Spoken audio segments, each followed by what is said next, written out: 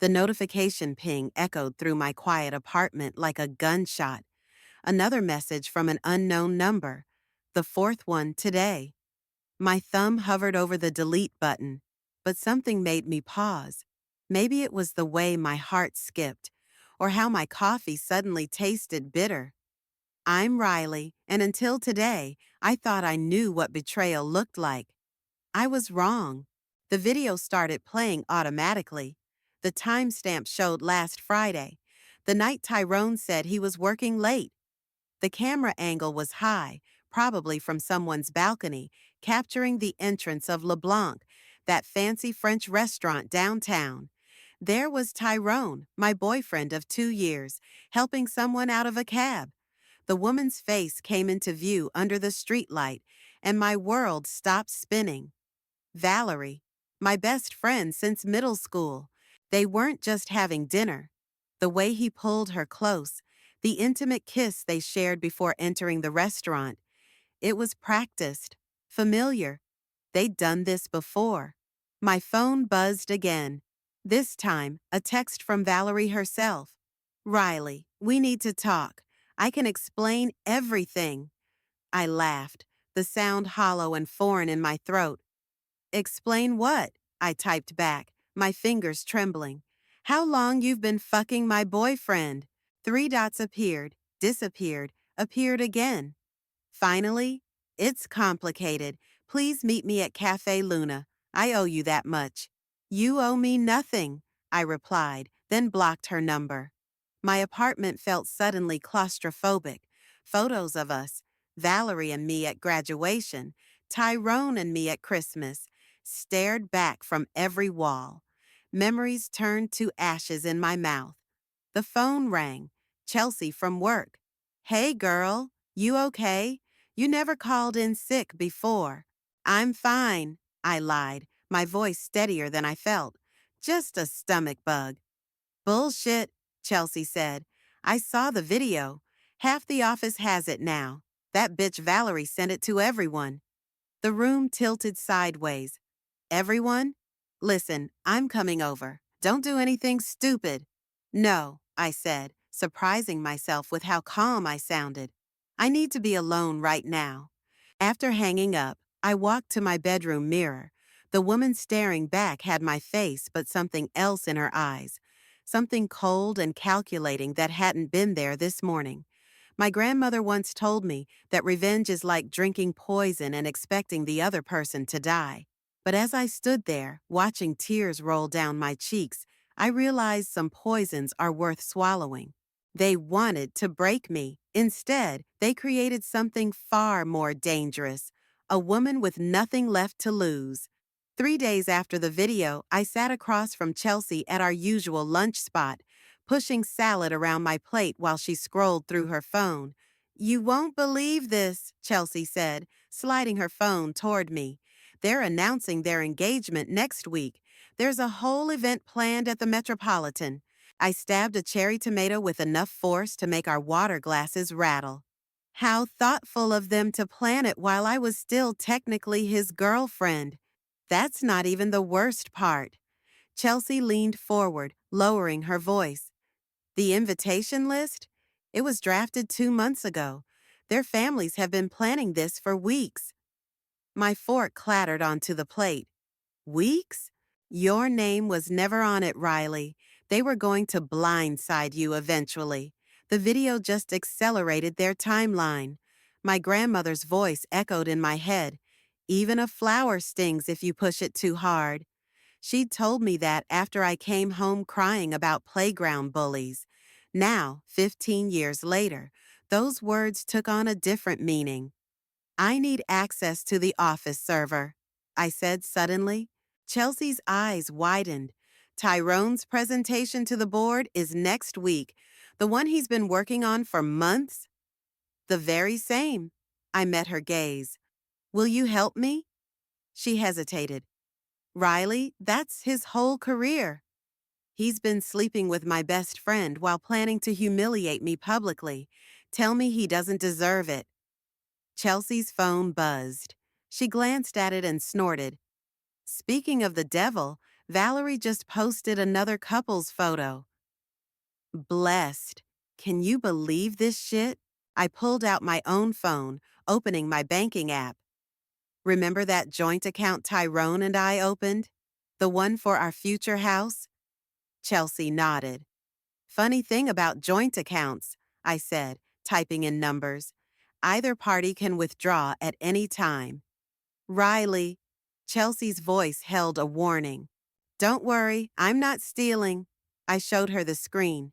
Just moving my half, all 40,000 of it, to my personal account, right before his big presentation, when he'll need to show the board his financial stability. Chelsea's mouth formed a perfect O. That's perfectly legal, I finished, and just the beginning. My phone pinged with a text from an unknown number. Hey Riley, it's Ryder. Heard about Tyrone. Let's grab coffee. I have some information you might find interesting. I remembered Ryder. He'd worked with Tyrone years ago before some falling out. I showed Chelsea the message. Be careful, she warned. You're playing with fire. I thought about the engagement party invitation list, about all those weeks of planning behind my back. Good, I said, texting Ryder back. It's about time someone got burned. The morning air bit at my face as I stood outside the office building, watching Tyrone stride through the revolving doors. His confident smile faltered when he saw me. Riley? He stopped short. What are you doing here? Just returning some things. I held up a small box. Your spare key, that ugly sweater your mom gave me for Christmas. His eyes darted around nervously. Look, we should talk about what happened. Oh, now you want to talk? I stepped closer.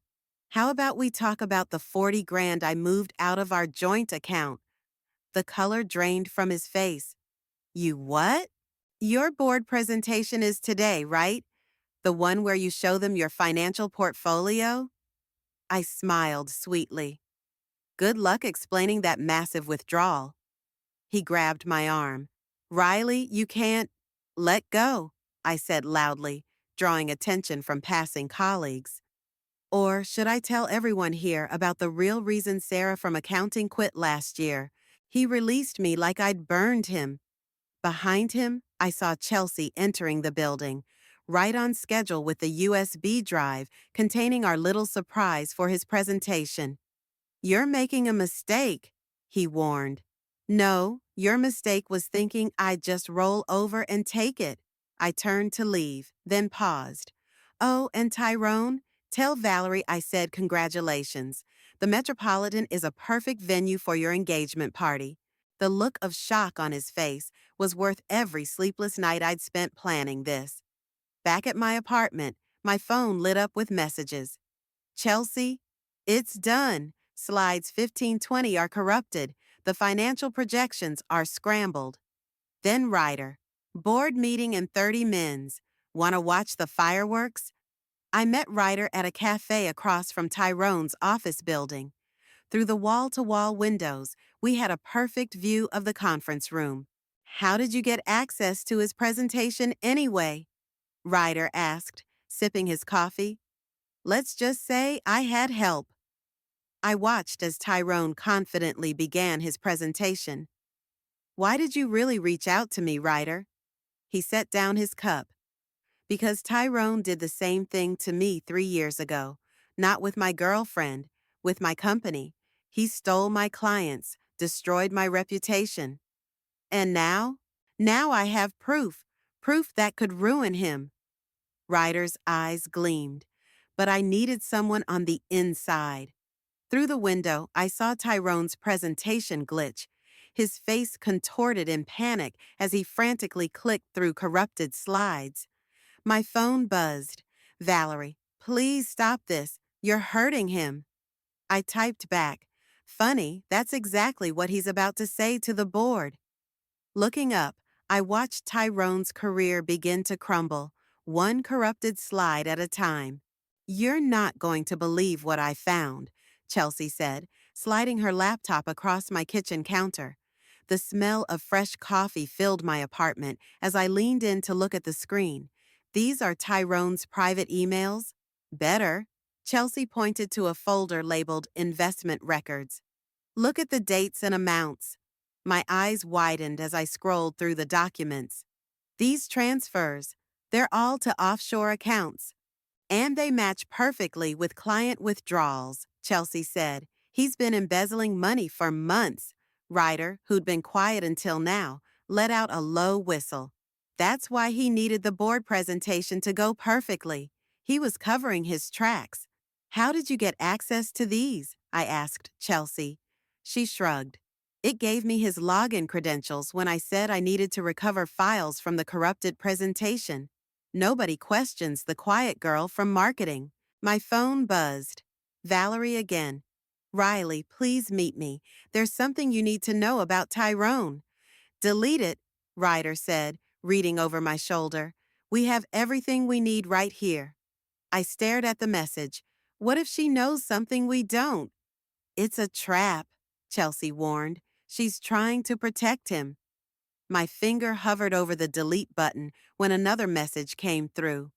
He's not who you think he is. Neither am I. People could get hurt. Forward these documents to me, Ryder said, pulling out his phone. I have a contact at the SEC who'd be very interested in this information. Wait, I said. Something about Valerie's message nagged at me. What if we're missing something bigger? Chelsea closed her laptop. Riley, don't let her get in your head. Remember what they did to you. I remember everything, I snapped, but something doesn't add up. Why would Valerie send that video to everyone? Why expose herself? Because she's cruel, Chelsea suggested. Or because she's scared, I muttered. Ryder stood up suddenly. Whatever her reason, we need to act fast. Once these documents go public, there's no turning back. I looked at the string of messages from Valerie, then at the damning evidence on Chelsea's laptop. My revenge was right there, gift-wrapped and ready to destroy both of them. Send it, I told Ryder. He nodded and stepped out to make the call. Chelsea squeezed my hand. You're doing the right thing. But as I watched Ryder through the window, speaking intensely into his phone, a chill ran down my spine. Valerie's words echoed in my head. People could get hurt. I had a sinking feeling I was about to find out exactly what she meant. City lights flickered outside my window as I scrolled through news headlines. Major financial firm under investigation. Tyrone's company name plastered everywhere. My phone hadn't stopped buzzing since the story broke. Then came the call I wasn't expecting. Riley? The voice was shaky, unfamiliar. This is Amanda, Tyrone's sister. My throat tightened. Amanda, Our mother had a heart attack, she cut in. Right after the news broke about Tyrone. She's in intensive care. The room started spinning. I didn't mean to. Save it, her voice cracked. You got what you wanted, right? Congratulations. The line went dead. I stumbled to my bathroom, barely making it before throwing up. My phone buzzed again. Ryder. Turn on the news, now. The reporter's voice filled my living room. Investigation has expanded to include multiple employees.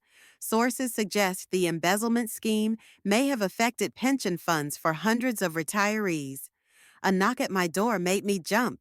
Chelsea burst in without waiting. Riley, we fucked up, she said, face pale. Those transfers, they weren't just Tyrone's. Other names are coming up, including my dad's old colleague. These people could lose everything. I sank onto my couch. This wasn't supposed to happen. There's more. Chelsea sat beside me. I did some digging into Ryder. He didn't just work with Tyrone. He was investigated for fraud 3 years ago. Tyrone testified against him. My phone lit up with Valerie's message. Now you know. Meet me at midnight. The old coffee shop on 4th. Come alone. Don't go, Chelsea pleaded. We need to fix this first. Fix what? I laughed bitterly. An innocent woman is in the hospital. People are losing their life savings, all because I wanted revenge. We didn't know. But Valerie did. I stood up. That's why she sent the video. She was trying to warn me about something bigger. Or she's playing you again. I grabbed my keys. Either way, I need to know the truth. Riley, Chelsea called as I reached the door. What about Ryder? He has all the evidence. I turned back. Get into his email. Use the same tricks you used on Tyrone. Find out what he's really after. And what are you going to do? Through my window, I could see the city lights blurring into a neon maze of consequences I never intended. I'm going to find out why my best friend betrayed me, I said, before anyone else gets hurt. The guilt sat heavy in my chest as I stepped into the elevator. Revenge, I was learning, had a price tag I wasn't prepared to pay. The coffee shop's neon sign buzzed overhead as I pushed open the door at midnight. Valerie sat in our old corner booth, hands wrapped around an untouched cup of tea. She looked different, smaller somehow, with dark circles under her eyes. You came, she said as I slid into the seat across from her. Start talking. She pulled out her phone, showing me a series of threatening messages. Ryder's been blackmailing us for months. He has dirt on everyone at the company, including Tyrone's family. So you decided to sleep with my boyfriend as a solution? I got close to Tyrone to access his files. Valerie's voice cracked. We needed proof of Ryder's scheme, but then you fell for him. She nodded, tears spilling. I never meant to hurt you. The video? I sent it because I knew you'd dig deeper. You're the only one smart enough to expose Ryder without him suspecting. My phone buzzed. Chelsea. Found Ryder's emails. He's planning to sell the evidence to the highest bidder. Multiple companies involved. Meeting tomorrow night.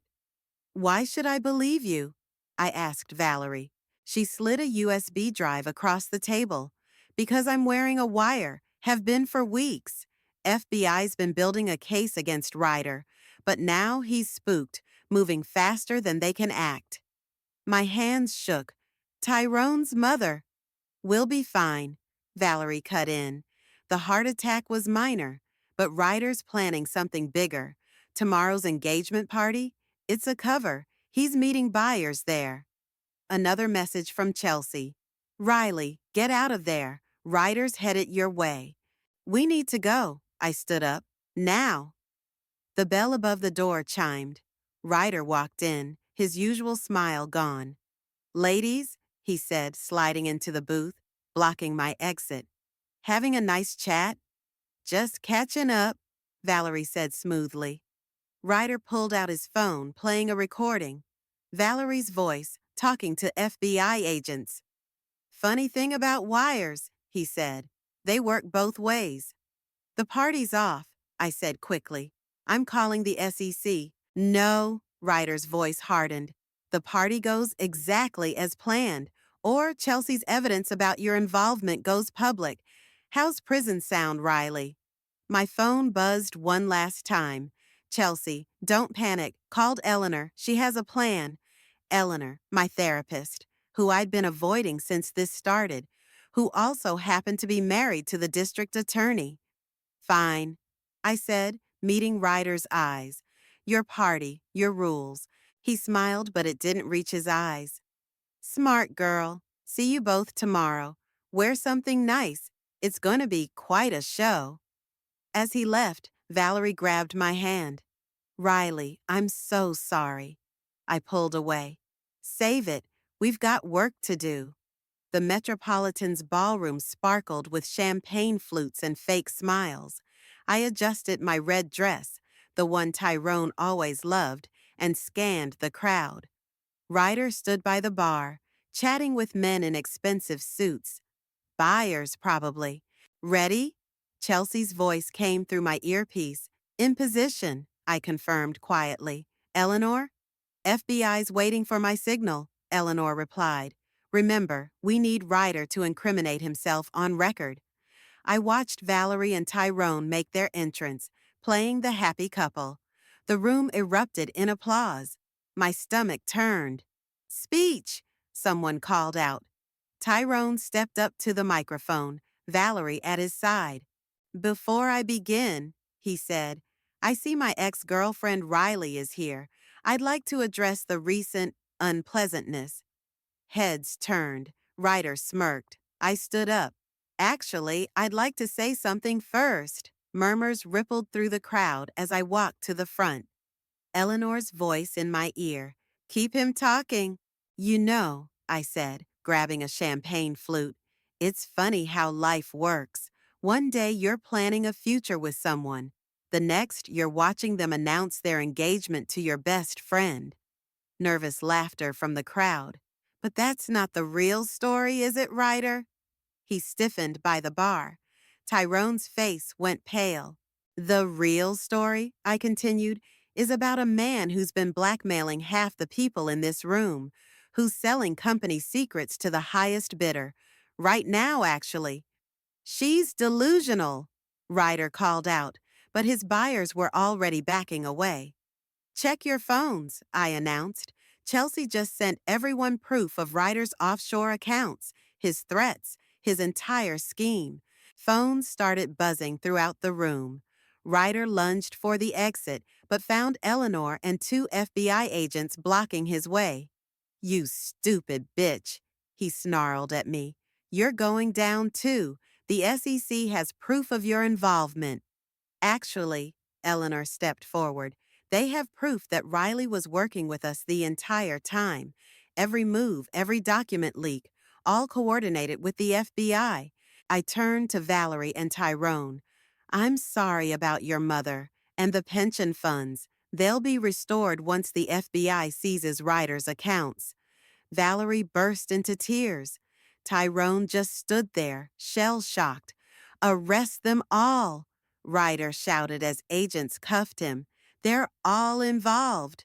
The only one getting arrested is you, Eleanor said calmly. I watched as they led him away, then faced the stunned crowd. Sorry to ruin the engagement party, but I think we can all agree. Some things are more important than revenge. Chelsea appeared at my side, grinning. That was one hell of a speech. Let's get out of here, I said, suddenly exhausted.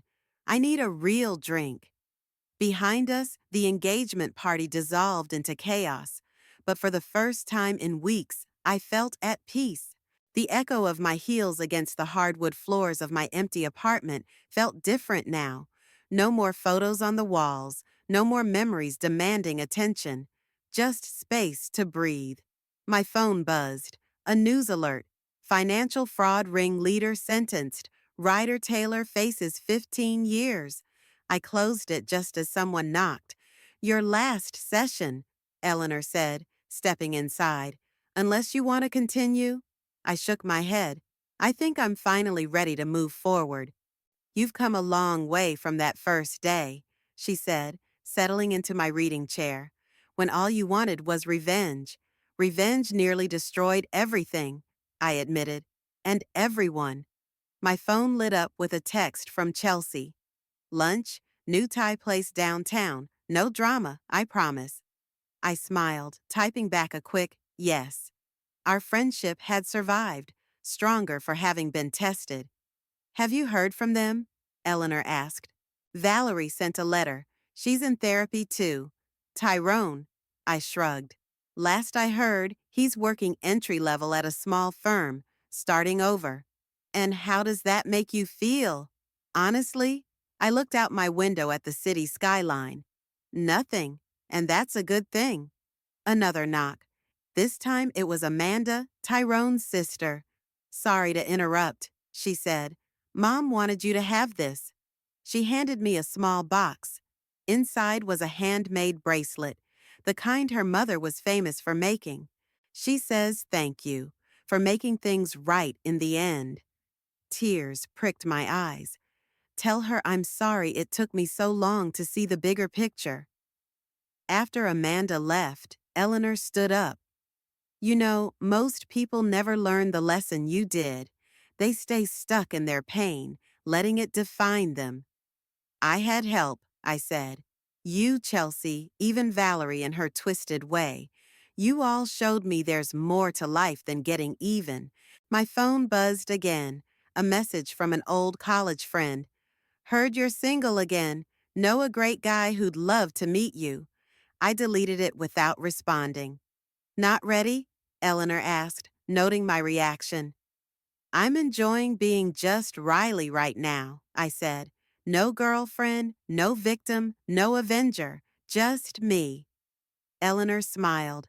That's not the same person who walked into my office a month ago. No, I agreed. She was looking for revenge. I'm looking for peace. As Eleanor left, I opened my windows, letting in the spring air. The city stretched out before me, full of possibilities that had nothing to do with my past. My phone buzzed one last time. Chelsea. Found a new apartment. Help me move? On my way, I typed back, grabbing my keys. It was time to build something new.